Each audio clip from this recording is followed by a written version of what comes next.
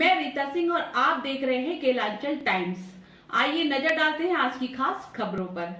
विकास Dubey encounter समेत कानपुर के बिकरू गांव में हुई घटना के मामले में सुप्रीम कोर्ट ने बुधवार को सुनवाई की। इस दौरान सुप्रीम कोर्ट ने यूपी सरकार को नसीहत देते हुए कहा कि सरकार यह सुनिश्चित करे कि ऐसी घटना दोबारा ना हो।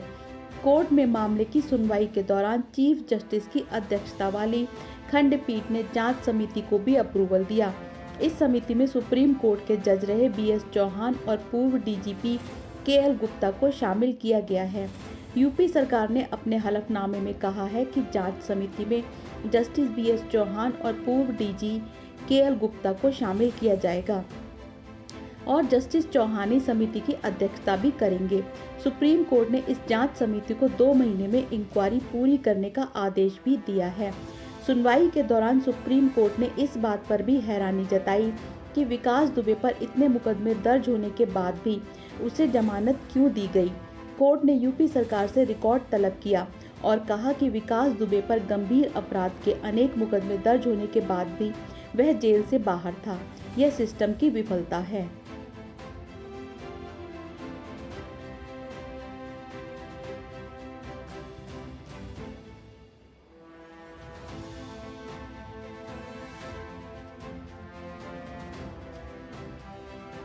आज राज्यसभा में नवनिर्वाचित सांसदों ने पद एवं गोपनीयता की शपथ ली। वैसे तो यह एक सामान्य प्रक्रिया है, लेकिन कांग्रेस और बीजेपी के लिए आज सब कुछ अनोखा था।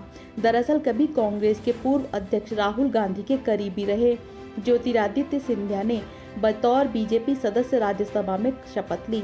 शपथ से पहले सिंधिया मध्य प्रदेश में एक दूसरे के राजनीतिक प्रतिद्वंदी दिग्विजय सिंह की सीट की तरफ बढ़े और उन्हें हाथ जोड़कर अभिवादन भी किया।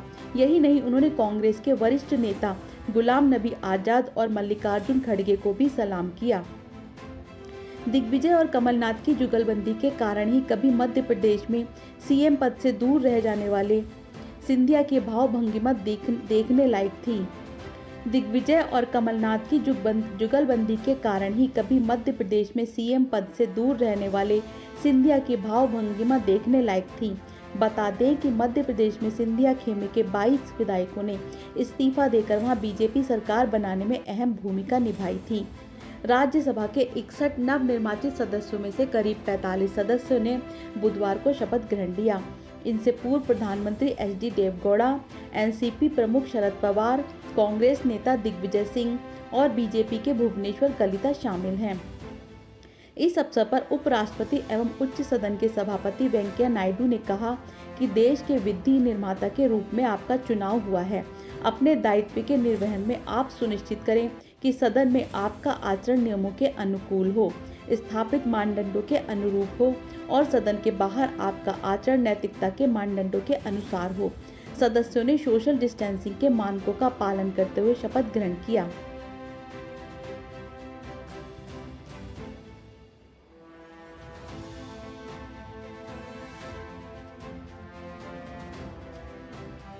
राजधानी में बुधवार को हुई बारिश से शहर के निचले इलाकों में जल जमाव के कारण यातायात प्रभावित हो गया। भारतीय मौसम विज्ञान केंद्र ने कहा कि दिल्ली के अधिकांश हिस्सों के अलावा आसपास के हरियाणा और उत्तर प्रदेश के कुछ हिस्सों में भी बारिश हुई। बारिश के कारण शहर के निचले हिस्से और प्रमुख चौराहों पर जल जमाव हो गया। भारत मौसम विभाग ने पहले ही मंगलवार और बुधवार को दिल्ली, हरियाणा, पंजाब, चंडीगढ़, उत्तर प्रदेश, उत्तराखंड तथा केंद्र शासित प्रदेशों जम्मू कश्मीर और लद्दाख में भारी से भारी बारिश होने का पूर्वानुमान जताया था। मौसम विशेषज्ञों ने कहा कि उत्तर पश्चिम भारत में अगले 2-3 दिन तक बंगाल की खाड़ी से आर्द्रता से भरी पूर्वईय हवाओं और अरब सागर से दक्षिणी पूर्वी हवाओं का मिलना जारी रह सकता है। मंगलवार को दिल्ली में अनेक स्थानों पर मध्यम बारिश दर्ज की गई। मंगलवार को शहर में भारी बारिश से मची तबाही के कारण 4 लोगों की मौत हो गई।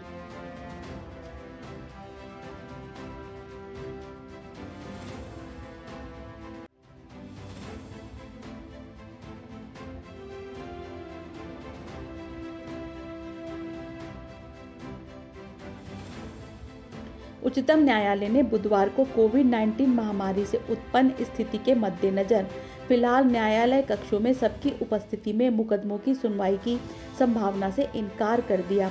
प्रधान न्यायाधीश एस.ए. बोबडे की अध्यक्षता वाली पीठ ने कहा कि शीर्ष अदालत के 7 न्यायाधीशों की समिति शीर्ष अदालत में सबकी उपस्थिति में मुकदमों की सुनवाई फिर से शुरू करने के पहलू पर 4 सप्ताह बाद विचार करेगी। प्रधान न्यायाधीश ने यह टिप्पणी उस वक्त की जब एक अधिवक्ता ने विभिन्न राज्यों में अनुसूचित जातियों जनजातियों को पदोन्नति में आरक्षण के लाभ से संबंधित याचिकाओं पर विचार के लिए न्यायालय कक्ष में सुनवाई शुरू करने का अनुरोध किया।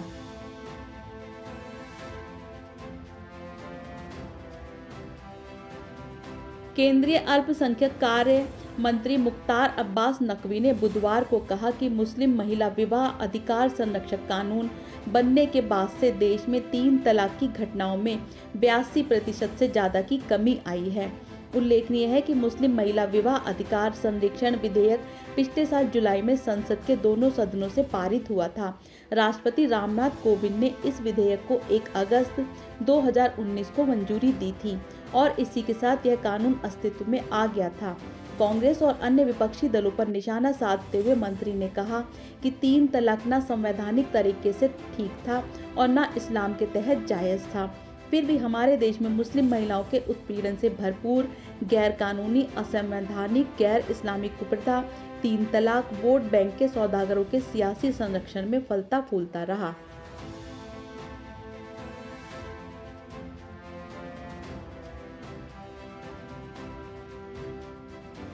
कांग्रेस महासचिव प्रियंका गांधी वाड्रा ने गाजियाबाद में एक पत्रकार की हत्या को लेकर बुधवार को आरोप लगाया कि उत्तर प्रदेश की भाजपा सरकार राज्य की पिछली सरकारों की तरह ही अपराध के मुद्दे पर विफल रही है। उन्होंने ट्वीट किया कि अपनी भांजी के साथ छेड़छाड़ का विरोध करने पर पत्रकार विक्रम जोशी को बेटी के सामने गोली मारी गई थी। आज उनकी मृत्यु हो गई। कांग्रेस की उत्तर प्रदेश प्रभारी ने आरोप लगाया कि उत्तर प्रदेश में जंगलराज इस कदर बढ़ गया है कि शिकायत करने के बाद आमजन को बदमाशों का डर सताता है। भाजपा सरकार अपराध के मुद्दे पर पिछली सरकारों की तरह ही विफल है। गौरतलब है कि बदमाशों के हमले में गंभीर रूप से घायल हुए पत्रकार विक्रम जोशी की बुधवार तड़के मौत हो गई। जोशी ने 16 जुलाई को अपनी भांजी के साथ छेड़छाड़ के आरोप में शिकायत दर्ज कराई थी।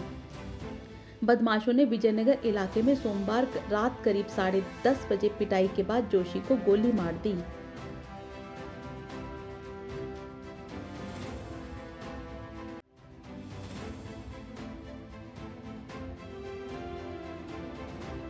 अमेरिका में भारतीय मूल के एक प्रमुख सामाजिक कार्यकर्ता ने प्रधानमंत्री नरेंद्र मोदी से अपील की है कि वे भारतीय समुदाय के लोगों को अयोध्या में राम मंदिर के निर्माण में योगदान करने की इजाज़त दें।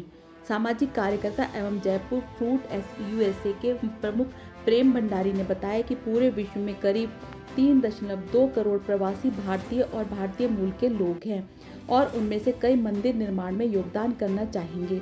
भंडारी ने प्रधानमंत्री मोदी से यह सुनिश्चित करने की अपील की कि एक व्यवस्था बने जिससे भारतीय समुदाय के लोग 10 अमेरिकी डॉलर से 100 अमेरिकी डॉलर के बीच कोई भी राशि का योगदान करना चाहें तो कर सकें। उन्होंने कहा कि भारतीय समुदाय से एकत्रित पूरी राशि सीधे श्री राम जन्मभूमि तीर्थ क्षेत्र ट्रस्ट को जानी चाहिए।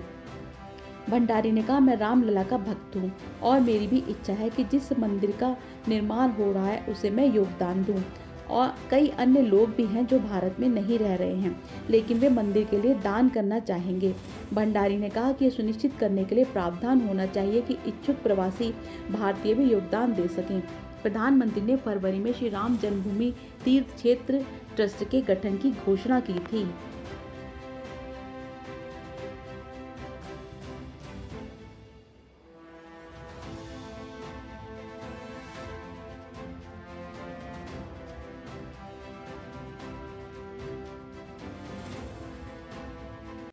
एक 2 महीने पहले शो के लीड स्टार्स ने सोशल मीडिया पर वीडियो में अपना दर्द बयां किया था और ये कहा था कि अगर वे कुछ गलत कदम उठा लेते हैं तो इसके जिम्मेदार शो के मेकर्स होंगे। लेकिन लगता है कि इनका भी मेकर्स और प्रोडक्शन हाउस पर कोई असर नहीं पड़ा। तभी तो हमारी बहू सिल्क की कास्ट और क्रू अभी भी वैसे ही परेशानी झेल रही है। हालत इतनी बदतर हो गई है कि शो की एक एक्ट्रेस वंदना बिटलानी अब राखी बनाकर बेचने को मजबूर है। हमारी बहू सिल्क में जानकी जोशी का रोल निभाने वाली वंदना बिटलानी ने बताया कि मैंने एक शो के लिए मई 2019 से लेकर अक्टूबर 2019 तक शूटिंग की, लेकिन पेमेंट सिर्फ मई की मिली है। मेरे बकाया पैसों का आंकड़ा लाखों में पहुंच चुका है। 1 साल से ज़्यादा हो गया बिना पेमेंट मिले और मेरी सारी जमा पूंजी भी खत्म हो गई है। नवंबर 2019 में मुझे मुस्कान टीवी शो में एक रोल मिला था, लेकिन वह शो 2 महीनों में ही बंद हो गया।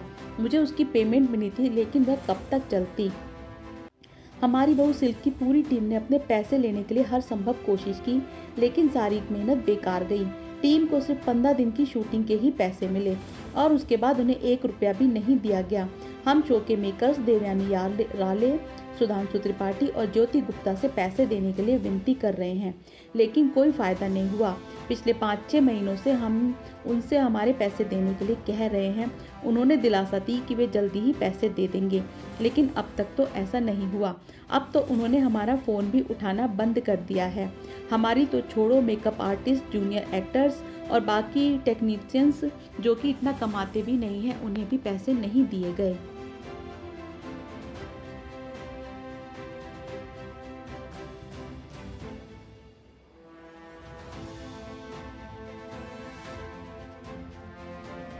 आप देख रहे थे केलांचल टाइम्स। बने रहिए हमारे साथ, हम फिर हाजिर होंगे नई खबरों के साथ में। तब तक के लिए नमस्कार।